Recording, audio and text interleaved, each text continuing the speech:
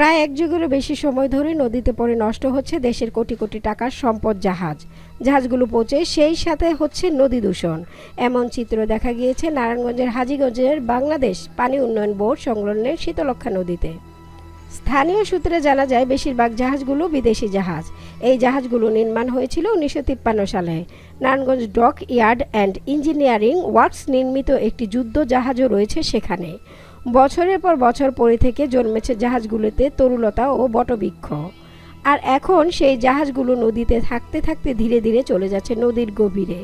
পুরাতন জাহাজ বলে সেই জাহাজগুলো বেশিরভাগ যন্ত্রপাতিগুলো এখনও বেশ ভালো ও মজবুত।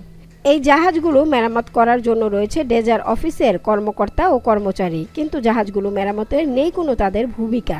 জাহাজগুলো মেরামত করলে বৃদ্ধি পাবে দেশের রাষ্ট্রীয় সম্পদ। ড্রেজারগুলো নষ্ট হয়েছে, এগুলো পুরনো হয়েছে, অনেক পুরনো।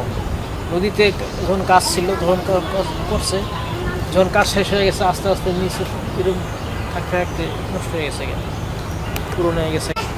এখন তো যেগুলো রানিং চলতেছে, সাইড আছে, কোনো কাজ চলতেছে, কাজ শেষে আবার কাছে আসে, তখন আস্তে আস্তে বিভিন্ন পার্টসের সমস্যা দেখা যায়, মানে এমনি নষ্ট হয়ে যায়। আমরা তো চাইতেছি যে ড্রেজার আগে যেরকম সচল ছিল এখন এরকম সচল হোক, আমরা এটা চাই। হবে সরকারের উন্নত হবে ওইটাই যে ড্রেজার সংস্থা মনে করো যদি কোনো কাজ কাম করে, নদী নালা খনন করে, তাহলে ড্রেজারে উন্নত হবে না, অবশ্য উন্নত হবে। এখানে অনেকগুলো যুদ্ধের জাহাজ আছে, যদি ঠিকঠাক করা হয় ঠিক মতন তাহলে দেশের জন্য বেটার হবে, ভালো হবে। এ বিষয়ে ক্যামেরার সামনে কথা বলতে রাজি হননি নারায়ণগঞ্জ ড্রেজার বাপাউবো অতিরিক্ত প্রধান প্রকৌশলী মোহাম্মদ আবু তালেব। জাহাজগুলো মেরামতের মাধ্যমে পুনরায় ব্যবহার উপযোগী হোক এমনটাই চাওয়া সচেতন মহলের। মনি ইসলাম, বাংলাভিশন ডিজিটাল, নারায়ণগঞ্জ।